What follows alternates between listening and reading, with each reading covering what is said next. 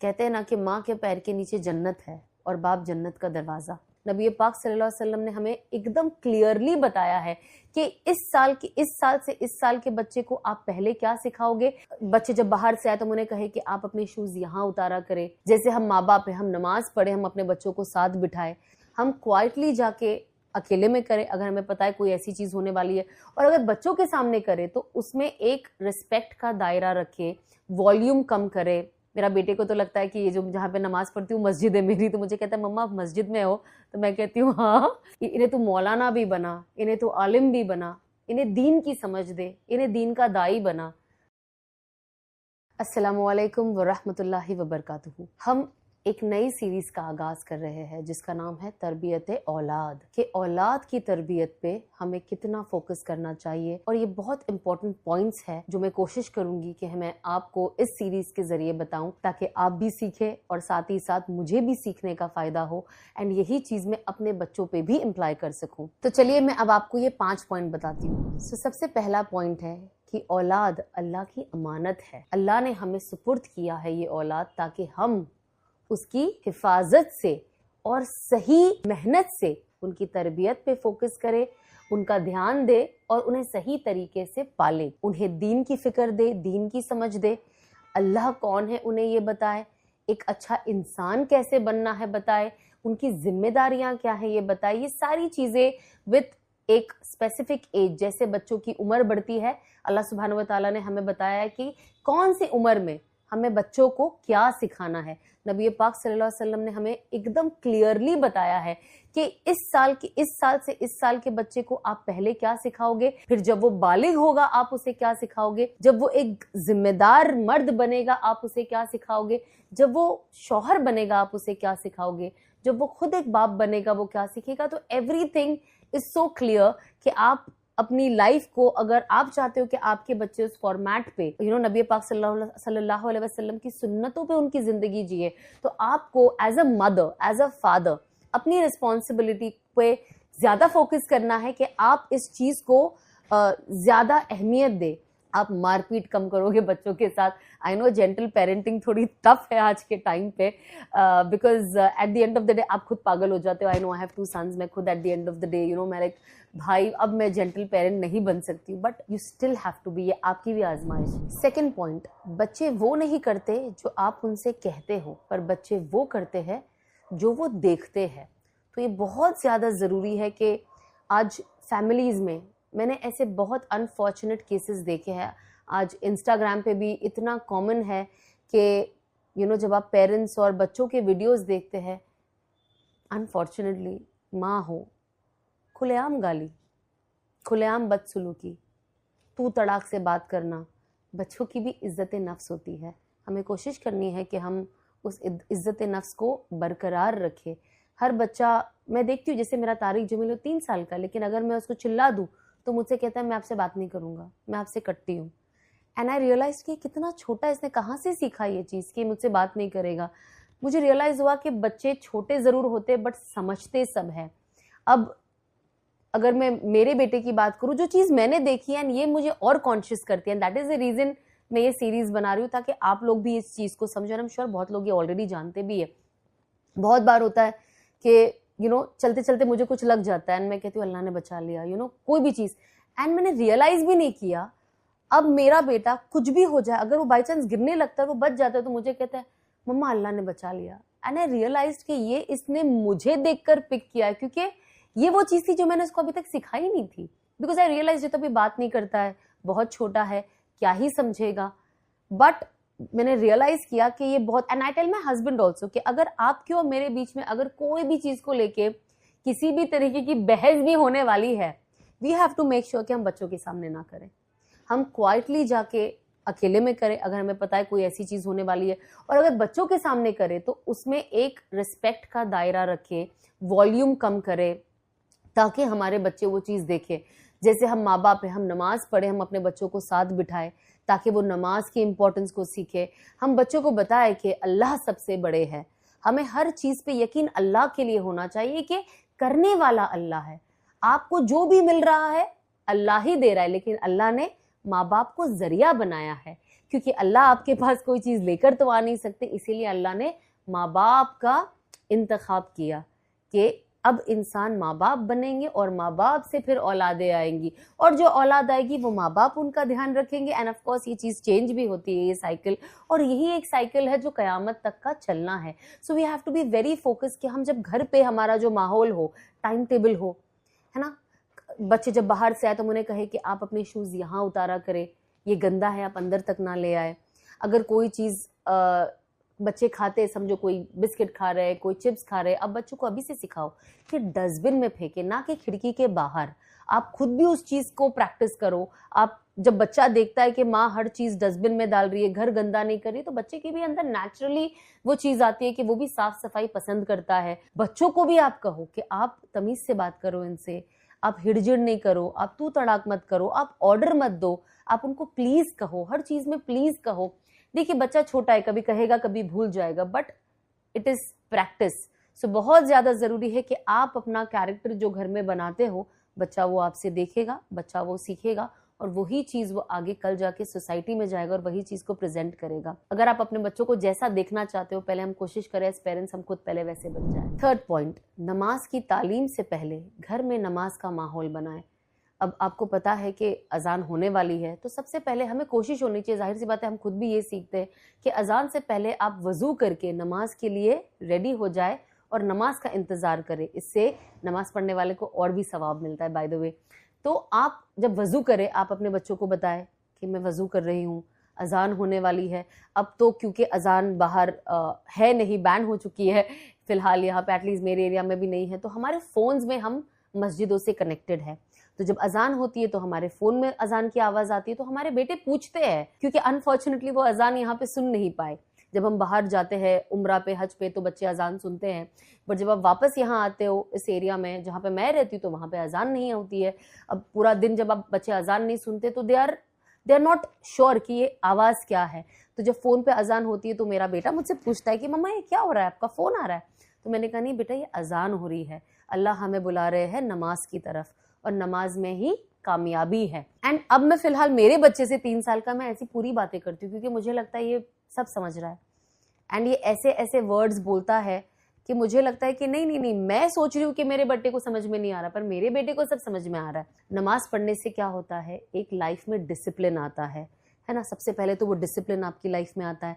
अब बच्चा देखता है आपको, वो आपके साथ, मेरा बेटा जब मैं नमाज के लिए खड़ी हूँ तो मेरे दोनों बेटे आ जाते, वो लोग अल्लाहू अकबर करते रहते हैं, सजदे में जाते अल्लाहू अकबर करते, वो दोनों के किबले अलग अलग होते, एक इधर देख रहा है एक उधर देख रहा है, एंड इट्स फन, क्योंकि मुझे रियलाइज होता है कि जैसे मैं नमाज पढ़ने आती हूँ, दोनों को रियलाइज हो जाता है कि मैं नमाज के लिए जा रही हूँ। जबकि मेरा दूसरा बेटा सिर्फ 1.5 साल का है, पर वो जानमाज पे आता है। एट टाइम्स मैं छोटी जानमाज है मेरे पास, मैं साइड में रखती हूँ ताकि मेरे बच्चे उसके ऊपर उनका पर्सनल प्रेयर मैट समझे। मेरा बेटे को तो लगता है कि ये जो जहाँ पे नमाज पढ़ती हूँ मस्जिद है मेरी, तो मुझे कहता है मम्मा आप मस्जिद में हो, तो मैं कहती हूँ हाँ। सो मैंने रियलाइज किया कि जब आप घर में वो नमाज का माहौल बनाते हो, आपके बच्चे भी, अब तारिक जमील हमारे टोपी पहनते, कभी रख देते, जब वो देखते कि मैं नमाज पढ़ी खुद टोपी लेके सर पे डाल लेते और मेरे बाजू में आके अल्लाह अकबर करने लगते। तो वो देखते हैं कि घर में मम्मी है, बाबा है, नाना है, घर में हेल्प्स है, हम सब जब अजान होती है तो भी मेक श्योर कि हम जानमाज डाल के हम अव्वल वक्त में नमाज को अदा करें। जब आप सारा काम छोड़ दोगे, आप काम के बीच में हो ना, आपने काम छोड़ दिया, आप नमाज पढ़े, तो बच्चों को रियलाइज होगा कि काम तो चलता ही रहेगा, ये तो 24 घंटा नहीं खत्म होना है, लेकिन नमाज को आपको नमाज के वक्त पे ही अटेंड करना है। और वो चीज बच्चों के अंदर एक वो कहते उस चीज को नॉर्मलाइज कर देती कि नहीं बाबा पहले नमाज पढ़ना है। और वो शुरुआत होती है इनके इस टाइम से, जब वो इतने छोटे होते हैं, जब वो आपको देख रहे हैं, उन्हें समझ में आ रहा है अच्छा मम्मी पहले वजू कर रहे हैं, हाथ मुंह धो रहे, उन्हें तो इतना समझ में नहीं आता है कि पूरा तरीका क्या है, बट पानी से हाथ मुंह धो रहे, उसके बाद मम्मी आके यहाँ खड़े हो रहे, मम्मी पढ़ रहे हैं, और साथ साथ बच्चे वो वर्ड्स बोलने भी लगते हैं। बिकॉज जब आप अकेले होते हो ऐसे अल्लाहू अकबर, सुबहान रब्बियल आला, या आप थोड़ा जोर से पढ़ना चाहिए, मैं थोड़ा जोर से पढ़ती हूँ ताकि मेरा बेटा सुने एंड उस चीज को रिपीट करे और याद करे। आपके बच्चों को बताओ कि सबसे पहले अल्लाह है, क्योंकि अजान भी यही कहती है हय्या अलल सलाह हय्या अलल फलाह, कि नमाज की तरफ आओ, और फिर कहती है कामयाबी की तरफ आओ, मतलब नमाज में ही कामयाबी है। तो ये चीज़ हमें अपने बच्चों के दिमाग में फिक्स कर देनी है कि नमाज छोड़ के आपको कामयाबी कभी नहीं मिलेगी, कामयाबी आपको नमाज के बाद ही मिलेगी। पॉइंट 4, हराम लुकमा औलाद के दिल से नूरे ईमान छीन लेता है। और ये सिर्फ औलाद की बात नहीं है, बड़ों के भी दिल से नूरे ईमान छीन लेता है। जब हम हराम खाने लगते हैं, हराम कमाने लगते हैं, तो जब इंसान सही और गलत का फैसला ही नहीं कर पा रहा है तो जाहिर सी बात है उसके दिल से ईमान का नूर छीन जाएगा। और ईमान का नूर छीन जाने का क्या मतलब है कि फिर जब ईमान ही नहीं है तब आप किसी को धोखा दे दो, किसी का हक मार लो, किसी के साथ ज्यादती कर लो, किसी को रुसवा कर दो। यही चीज़ें आती जो हम आज देख रहे हैं, है ना। देखिए आज बहुत मुसलमान है, नाम के तो मुसलमान है, काम मुसलमान वाला जैसा नहीं कर रहे। क्यों? क्योंकि हमारे पेट में लुकमा कौन सा जा रहा है हमें उसकी फिक्र नहीं है। कहाँ से भी आ रहा है बस आना चाहिए, इनकमिंग पे फोकस है। तरीका जो भी हो, चाहे किसी को काट के लाओ, मार के लाओ, किसी यतीम का ले लो, किसी गरीब का ले लो, किसी के पैसे मार लो, कोई फर्क नहीं पड़ता। और ये चीज़ आपके अंदर एक सख्तपन पैदा करती है, आपके दिल को काला करती है, आपके दिल को सख्त कर देती है। अब जाहिर सी बात है जब आपका दिल सख्त हो जाता है तो इंसान ही बदल जाता है, फिर वो ईमान वाला नहीं लगता है ना। जिसके दिल में ला इलाहा इल्लल्लाह मुहम्मदुर रसूलुल्लाह हो तो उसके हरकतों में भी वो होना चाहिए। तो माँ बाप का ये सबसे पहले तो माँ बाप पे फोकस है कि माँ बाप अपना लुकमा कहाँ से ला रहे। जस्ट बिकॉज मैं चाहती हूँ मेरा बच्चा अच्छे स्कूल में जाए, क्योंकि भाई सबसे बेस्ट स्कूल है ऑफ माई एरिया, ये मैं जहाँ रहती हूँ इसकी यहाँ की सबसे बेस्ट स्कूल है, इसकी फीस बहुत हाई है, अब मैं क्या करूँ, चलो थोड़ा रिश्वत लेके काम कर लेती हूँ। अच्छा ये चीज़ मैं करूँगी, इस इंसान को नुकसान है, मुझे क्या, वो अपना मामला देखे, मुझे तो मेरा पैसा मिल रहा है क्योंकि मुझे मेरे बच्चे को अच्छे कपड़े पहनाने हर हफ्ते। मैं चाहती हूँ मेरा बच्चा अच्छे हॉलीडेज पे जाए, अच्छी जगहें घूमे, अच्छे रेस्टोरेंट्स में खाना खाए। क्यों? क्योंकि सोसाइटी में फिट इन होना है। क्योंकि अगर हम ब्रांडेड कपड़े नहीं पहनेंगे, बड़े बड़े रेस्टोरेंट्स में खाना खाने नहीं जाएंगे, अच्छी नामचीन स्कूल में नहीं जाएंगे, तो दुनिया में आपकी कोई वैल्यू ही नहीं है। लोग आपको मटेरियलिस्टिक चीज़ों से जोड़ते हैं और आपकी वैल्यू उसी चीज़ के उसी बुनियाद पे खड़ा करते हैं। लेकिन इंसान को फोकस करना चाहिए कि उसकी बुनियाद उसके कैरेक्टर पे हो। बाकी तो हर ही इंसान एंजॉय कर ही रहा है वैसे भी। और अल्लाह ने हलाल के इतने दरवाजे सबके लिए खोले हैं और इस पे फोकस किया है कि हलाल कमाओ, हलाल कमाओ, हलाल कमाओ, कम कमाओ, नो प्रॉब्लम, हलाल कमाओ। मेहनत का रिस्क सबसे ज्यादा जरूरी है। तो ये बहुत ज्यादा जरूरी है एक्चुअली। ये वाला जो ये वाला जो पॉइंट है, it is mainly for parents, कि अगर पेरेंट्स चाहते हैं कि उनके बच्चों के दिल में नूरे ईमान हो तो सबसे पहले अपने कमाई पे फोकस करें। अपना, अगर आपको लगता भी है बाय नेचर, अगर हमें लगता है, कभी कभी हमें डाउट होता है, पता है यहाँ से आ गया, वहां से आ गया, ये हो गया, अगर आपको डाउट होता है, there are so many ways कि आप बहुत सारी चीजें कर सकते हो। आप उसको करेक्ट कर ले, आप अपने इनकम पे फोकस करें। अल्लाह के नबी ने कहा है कि जो इंसान मशवरा करता है, 4 लोग के साथ बैठ के सबकी राय लेता है, अल्लाह उसके अंदर बरकत डालता है ना। तो बहुत फर्क पड़ता है। हम कोशिश करें कि हम भी हलाल कमाएं, अपने बच्चों के पेट में भी हलाल लुकमा डालें और बच्चों को भी ये सिखाएं कि बेटा भले कम कमा लेना लेकिन हलाल कमाना। 5th पॉइंट कि औलाद के लिए दुआ करना कभी मत छोड़ना। आज प्रॉब्लम ये है कि हमारे बच्चे छोटे हैं ना, तो हम छोटी छोटी दुआएं मांगने लग गए। हमें बड़ी बड़ी दुआएं मांगनी है। आपको पता है जब नबी पाक सल्लल्लाहु अलैहि वसल्लम बहुत छोटे थे, कुछ महीनों के, उनकी अम्मी उन्हें गोद में लेके उन्हें सामने एक शहर दिखाते थे, कहते थे बेटा आप ये जगह फतह करोगे। कितने छोटे थे वो, कुछ महीनों के थे। आज मुझे बताइए कौन सी माँ है जो एक 6 महीना, 10 महीना या 1 साल के बच्चे को या 4 साल के बच्चे को भी गोद में लेके कहेगी कि बेटा तुम ये जगह फतह करोगे, यहाँ पे अच्छाई फैलाओगे। हम ये बातें ही नहीं करते। अगर आई एम श्योर आप सबने सुना होगा शेख सुदेश की अम्मी, जो आज हरम के इमाम है, इतने बड़े इमाम है। एंड व्हाट, क्या कुरान। जब हमें पता, हम जब हरम में जाते हैं, हम जब नमाज पढ़ते हैं, हमें जब आवाज आती है, हमें पता चल जाता है कि शेख सुदेश है आज इमाम। जिनको भी अगर नहीं पता होता, अगर आपको नहीं पता है रात को कौन से इमाम नमाज पढ़ाने वाले, हम आवाज से उन्हें पहचान लेते हैं। तो जब उनके घर पे मेहमान आने वाले थे, बहुत हम्बल फैमिली से आते थे, गरीब घर से थे, उनकी अम्मी ने एक सालन पकाया था एक बड़े डेगचे में। और क्योंकि शेख सुदेश इतने नॉटी थे तो उन्होंने क्या किया, पूरी मट्टी लेके उस सालन में डाल दी। अब मेहमान आने वाले, अब आप सोचिए एज अ मदर, अगर मैं एक बड़े पतीले में सालन बनाए, मेहमान आने ही वाले, आपके बच्चे ने उसके अंदर मट्टी डाल दिया, आपका पारा कैसे चढ़ेगा। कैसे आजकल माँ बाप मारते हैं बच्चों। लेकिन शेख सुदेश की अम्मी ने क्या कहा, वो इतने गुस्से में थी, उन्होंने गुस्से में क्या कहा कि अल्लाह तुझे हरम का इमाम बना दे। एंड शेख सुदेस आज भी ये बात कह के रो देते हैं। अब आप सोचिए माँ की दुआ आपके लिए क्या करती है। माँ की दुआ है आप जो सोच भी नहीं सकते वो सारे दरवाजे आपके लिए खोल देती है। कहते हैं ना कि माँ के पैर के नीचे जन्नत है और बाप जन्नत का दरवाज़ा। और अगर दोनों में से कोई भी बुढ़ापे की उस स्टेज पे पहुंच गया है और बच्चों ने अगर उनकी सही तरीके से खिदमत की, बिना मुंह बनाए, बिना ये सोचे कि वो कोई बहुत बड़ा एहसान कर रहे हैं, अल्लाह सुब्हानहू व तआला उनके लिए जहन्नम हराम कर देते हैं। नबी पाक सल्लल्लाहु अलैहि वसल्लम ने हमेशा इस चीज़ की ही तरकीब दी कि माँ की इज्जत। पूछा सबसे पहले कौन है, कहा माँ। दूसरी बार पूछा सबसे पहले कौन है, माँ। दूसरे नंबर पे कौन है, कहा माँ। फिर कहा तीसरे दर्जे पे कौन है, फिर नबी पाक सल्लल्लाहु अलैहि वसल्लम ने कहा माँ। फिर कहा चौथे दर्जे पे कौन है, फिर कहा बाप। अब आप समझिए कि माँ की अहमियत इस्लाम में कितनी बड़ी है। और इससे ही औरत का आप दर्जा समझे, क्योंकि हर औरत माँ। तो अल्लाह ने औरत का दर्जा कितना बड़ा बनाया है कि अल्लाह ने उसके पैर के नीचे जन्नत रख दी। तो हमें कोशिश करनी चाहिए कि हम अपने बच्चों के लिए, जब तक हमारी ज़िंदगी, क्योंकि देखिए आज ज़िंदगी का कोई ठिकाना नहीं है। हम ये नहीं बोल सकते कि हम बूढ़े होके ही मरेंगे, हम कभी भी मर सकते हैं। तो जब अल्लाह ने मुझे आज माँ बनाया है और मैं नहीं जानती मेरे पास कितना वक्त है, तो हर वक्त मेरा फोकस होना चाहिए कि मैं मेरे बच्चों के लिए भर भर के दुआएं करूं। और सिर्फ दुनिया नहीं मांगू, उनके लिए आखिरत मांगू, उन्हें नेक साले बनने के लिए दुआ मांगू। मैं हर वक्त जब मेरे बच्चों को देखती हूँ, अगर मेरे तारिक जमील भी मेरे सामने हो, मैं कहती हूँ अल्लाह मेरे तारिक जमील, मेरे हसन जमील को तू नेक साले बना। अल्लाह तू इन्हें दुनिया भी दे, इन्हें तू आखिरत भी दे। अल्लाह तू इन्हें दुनिया की भी तरक्की दे। इन्हें डॉक्टर बना, इन्हें इंजीनियर बना, इन्हें जो भी हाईएस्ट लेवल का जो औहदा है दुनिया का, अल्लाह तू इन्हें वो भी दे। लेकिन अल्लाह तू इन्हें इन्हें तू मौलाना भी बना, इन्हें तू आलिम भी बना, इन्हें दीन की समझ दे, इन्हें दीन का दाई बना। अल्लाह तेरे दीन को ये लोग लेके पूरी दुनिया में घूमे। अल्लाह लोगों को ये बताए कि दीन है क्या। अल्लाह उनके अखलाक को आला कर, उन्हें नरम दिल बना। अल्लाह तो उन्हें दुनिया का उनको इतना माल दे कि आगे किसी ने देखा नहीं हो, ऐसा माल दे। पता है आपको हजरत सुलेमान अलैहिस्सलाम अल्लाह से क्या मांगते थे? आप उनकी दुआ सुने कि अल्लाह तू मुझे ऐसा किंगडम दे कि मेरे बाद तू किसी को वो ना दे। सुलेमान अलैहिस्सलाम को जो बादशाही दी, उसके बाद वो हवा जानवरों से बात करते थे, जिन उनके कंट्रोल में थे। कितनी बड़ी बात।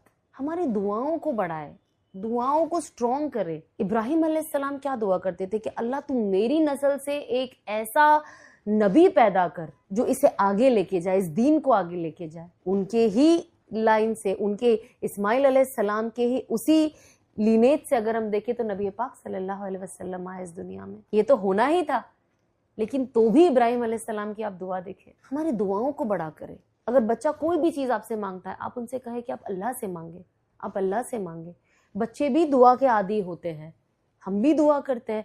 तो हमारा फोकस होना चाहिए कि हर वक्त अगर आप गुस्से में भी हो ना, आप बड़ी दुआ मांगे। और ये माँ बाप की दुआएं ही है जो बच्चों की हिफाजत करती है ना। अल्लाह सुब्हानहू व तआला ने कहा है कि जब मूसा अलैहिस्सलाम की अम्मी की फौत हो गई है ना, जब वो नहीं रहे, क्योंकि मूसा अलैहिस्सलाम थोड़े गुस्से वाले भी थे, तो अल्लाह सुब्हानहू व तआला ने मूसा अलैहिस्सलाम को क्या कहा कि ए मूसा, तेरे लिए दुआ करने वाली अब चले गई है, तो अब ज़रा सोच समझ के बोलना। कितनी बड़ी बात है ये। किसे? मूसा अलैहिस्सलाम को अल्लाह सुब्हानहू व तआला ये कह रहे हैं। तो हम कौन है? जो इंसान आपको देखे, आप काम ऐसा करो कि हर इंसान आपको दुआ दे, है ना। इंसान की किसकी दुआ कब लग जाए क्या पता। चलते फिरते अपने औलादों के लिए दुआ करें, बहुत ज़्यादा ज़रूरी है। तो ये थे आज के 5 पॉइंट, एंड इंशाल्लाह मैं आपको नेक्स्ट एपिसोड में और 5 पॉइंट्स बताऊंगी। आई होप आपको ये सीरीज अच्छी लग रही है। आप सब खुश रहिए, हम सबको अपनी दुआओं में रखिएगा, एंड कोशिश कीजिएगा कि ये पॉइंट्स को हम अपने दिमाग में भी रखें और अपनी ज़िंदगी में भी ले आए। अस्सलाम वालेकुम। कहते हैं ना कि माँ के पैर के नीचे जन्नत है और बाप जन्नत का दरवाज़ा। नबी पाक सल्लल्लाहु अलैहि वसल्लम ने हमें एकदम क्लियरली बताया है कि इस साल से इस साल के बच्चे को आप पहले क्या सिखाओगे। बच्चे जब बाहर से आए तो उन्हें कहे कि आप अपने शूज यहाँ उतारा करें। जैसे हम माँ बाप हैं, हम नमाज पढ़े, हम अपने बच्चों को साथ बिठाए, हम क्वाइटली जाके अकेले में करें अगर हमें पता है कोई ऐसी चीज होने वाली है, और अगर बच्चों के सामने करें तो उसमें एक रिस्पेक्ट का दायरा रखे, वॉल्यूम कम करे। मेरा बेटे को तो लगता है कि ये जो जहाँ पे नमाज पढ़ती हूँ मस्जिद है मेरी, तो मुझे कहता है मम्मा आप मस्जिद में हो, तो मैं कहती हूँ हाँ, इन्हें तो मौलाना भी बना, इन्हें तो आलिम भी बना, इन्हें दीन की समझ दे, इन्हें दीन का दाई बना।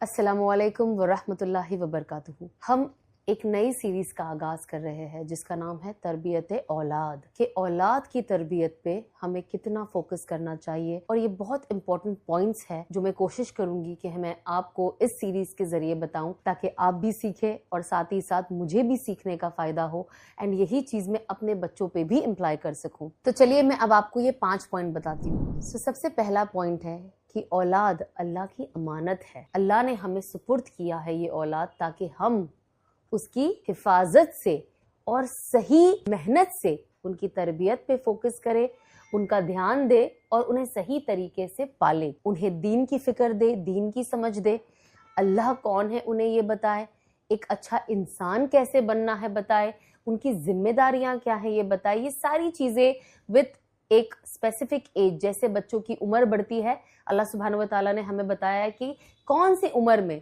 हमें बच्चों को क्या सिखाना है।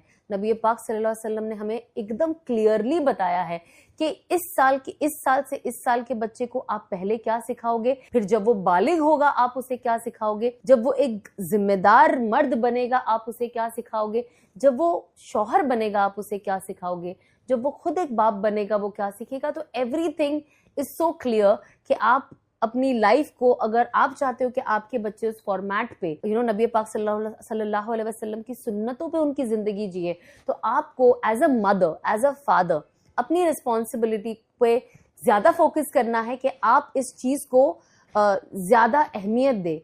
आप मारपीट कम करोगे बच्चों के साथ। आई नो जेंटल पेरेंटिंग थोड़ी टफ है आज के टाइम पे, because at the end of the day आप खुद पागल हो जाते हो। I know I have 2 sons, मैं खुद at the end of the day मैं लाइक भाई अब मैं जेंटल पेरेंट नहीं बन सकती, but you still have to B, ये आपकी भी आजमाइश। सेकेंड पॉइंट, बच्चे वो नहीं करते जो आप उनसे कहते हो, पर बच्चे वो करते हैं जो वो देखते हैं। तो ये बहुत ज़्यादा ज़रूरी है कि आज फैमिलीज़ में मैंने ऐसे बहुत अनफॉर्चुनेट केसेस देखे हैं। आज इंस्टाग्राम पे भी इतना कॉमन है कि जब आप पेरेंट्स और बच्चों के वीडियोस देखते हैं, अनफॉर्चुनेटली माँ हो, खुलेआम गाली, खुलेआम बदसलूकी, तू तड़ाक से बात करना। बच्चों की भी इज्जत नफ्स होती है, हमें कोशिश करनी है कि हम उस इज्जत नफ्स को बरकरार रखें। हर बच्चा, मैं देखती हूँ जैसे मेरा तारिक जमील हो 3 साल का, लेकिन अगर मैं उसको चिल्ला दूँ तो मुझसे कहता है मैं आपसे बात नहीं करूँगा, मैं आपसे कटती हूँ। एंड आई रियलाइज कि कितना छोटा, इसने कहाँ से सीखा ये चीज़ कि मुझसे बात नहीं करेगा। मुझे रियलाइज हुआ कि बच्चे छोटे ज़रूर होते बट समझते सब है। अब अगर मैं मेरे बेटे की बात करूँ, जो चीज़ मैंने देखी है ये मुझे और कॉन्शियस करती है, दैट इज़ द रीज़न मैं ये सीरीज बना रही हूँ, ताकि आप लोग भी इस चीज़ को समझो। आई एम श्योर बहुत लोग ये ऑलरेडी जानते भी है। बहुत बार होता है कि चलते चलते मुझे कुछ लग जाता है एंड मैं कहती हूँ अल्लाह ने बचा लिया, कोई भी चीज़, एंड मैंने रियलाइज भी नहीं किया। अब मेरा बेटा कुछ भी हो जाए, अगर वो बाई चांस गिरने लगता है, वो बच जाता है, तो मुझे कहता है मम्मा अल्लाह ने बचा लिया। एंड आई रियलाइज कि ये इसने मुझे देखकर पिक किया है, क्योंकि ये वो चीज़ थी जो मैंने उसको अभी तक सिखाई नहीं थी। बिकॉज आई रियलाइज ये तो अभी बात नहीं करता है, बहुत छोटा है, क्या ही समझेगा। बट मैंने रियलाइज किया कि ये बहुत, and I tell my husband also कि अगर आपके और मेरे बीच में अगर कोई भी चीज को लेके किसी भी तरीके की बहस भी होने वाली है, we have to make sure कि हम बच्चों के सामने ना करें, हम क्वाइटली जाके अकेले में करें अगर हमें पता है कोई ऐसी चीज होने वाली है। और अगर बच्चों के सामने करें तो उसमें एक रिस्पेक्ट का दायरा रखे, वॉल्यूम कम करे, ताकि हमारे बच्चे वो चीज देखें। जैसे हम माँ बाप हैं, हम नमाज पढ़े, हम अपने बच्चों को साथ बिठाएं ताकि वो नमाज की इंपॉर्टेंस को सीखे। हम बच्चों को बताएं कि अल्लाह सबसे बड़े है, हमें हर चीज पे यकीन अल्लाह के लिए होना चाहिए कि करने वाला अल्लाह है। आपको जो भी मिल रहा है अल्लाह ही दे रहा है, लेकिन अल्लाह ने माँ बाप को जरिया बनाया है, क्योंकि अल्लाह आपके पास कोई चीज लेकर तो आ नहीं सकते, इसीलिए अल्लाह ने माँ बाप का इंतखाब किया कि अब इंसान माँ बाप बनेंगे और माँ बाप से फिर औलादें आएंगी, और जो औलाद आएगी वो माँ बाप उनका ध्यान रखेंगे। एंड ऑफ कोर्स ये चीज़ चेंज भी होती है, ये साइकिल, और यही एक साइकिल है जो कयामत तक का चलना है। So we have to be very focus कि हम जब घर पे हमारा जो माहौल हो, टाइम टेबल हो, है ना। बच्चे जब बाहर से आए तो उन्हें कहे कि आप अपने शूज यहाँ उतारा करें, ये गंदा है, आप अंदर तक ना ले आए। अगर कोई चीज बच्चे खाते, समझो कोई बिस्किट खा रहे, कोई चिप्स खा रहे, अब बच्चों को अभी से सिखाओ कि डस्टबिन में फेंके, ना कि खिड़की के बाहर। आप खुद भी उस चीज को प्रैक्टिस करो। आप जब बच्चा देखता है कि माँ हर चीज डस्टबिन में डाल रही है, घर गंदा नहीं कर रही, तो बच्चे के भी अंदर नेचुरली वो चीज आती है कि वो भी साफ सफाई पसंद करता है। बच्चों को भी आप कहो कि आप तमीज से बात करो इनसे, आप हिड़जिड़ नहीं करो, आप तू तड़ाक मत करो, आप ऑर्डर मत दो, आप उनको प्लीज कहो, हर चीज में प्लीज कहो। देखिए बच्चा छोटा है, कभी कहेगा कभी भूल जाएगा, बट इट इज प्रैक्टिस। सो बहुत ज्यादा जरूरी है कि आप अपना कैरेक्टर जो घर में बनाते हो, बच्चा वो आपसे देखेगा, बच्चा वो सीखेगा, और वही चीज वो आगे कल जाके सोसाइटी में जाएगा और वही चीज को प्रेजेंट करेगा। अगर आप अपने बच्चों को जैसा देखना चाहते हो, पहले हम कोशिश करें एज पेरेंट्स हम खुद पहले वैसे बन जाए। थर्ड पॉइंट, नमाज की तालीम से पहले घर में नमाज का माहौल बनाएं।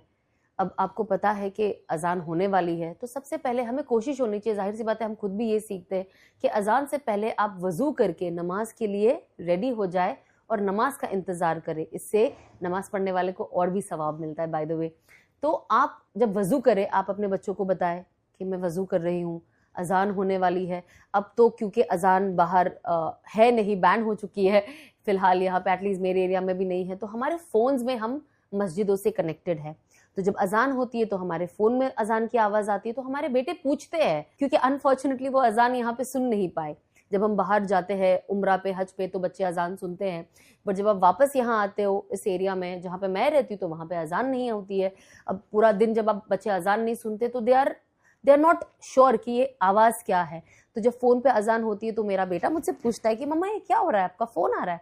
तो मैंने कहा नहीं बेटा, ये अजान हो रही है, अल्लाह हमें बुला रहे हैं नमाज की तरफ, और नमाज में ही कामयाबी है। एंड अब मैं फिलहाल मेरे बच्चे से 3 साल का मैं ऐसी पूरी बातें करती हूँ, क्योंकि मुझे लगता है ये सब समझ रहा है, एंड ये ऐसे ऐसे वर्ड्स बोलता है कि मुझे लगता है कि नहीं, मैं सोच रही हूँ कि मेरे बेटे को समझ में नहीं आ रहा, पर मेरे बेटे को सब समझ में आ रहा है। नमाज पढ़ने से क्या होता है, एक लाइफ में डिसिप्लिन आता है ना। सबसे पहले तो वो डिसिप्लिन आपकी लाइफ में आता है।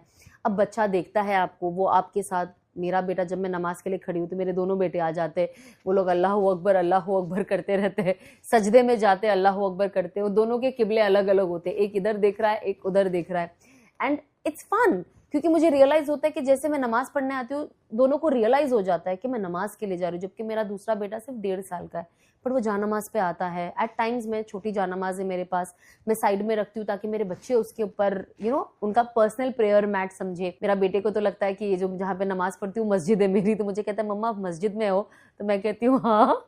सो मैंने रियलाइज किया कि जब आप घर में वो नमाज का माहौल बनाते हो, आपके बच्चे भी, अब तारिक जमील हमारे टोपी पहनते, कभी रख देते, जब वो देखते कि मैं नमाज पढ़ी, खुद टोपी लेके सर पे डाल लेते और मेरे बाजू में आके अल्लाहू अकबर करने लगते। तो वो देखते हैं कि घर में मम्मी है, बाबा है, नाना है, घर में हेल्प्स है।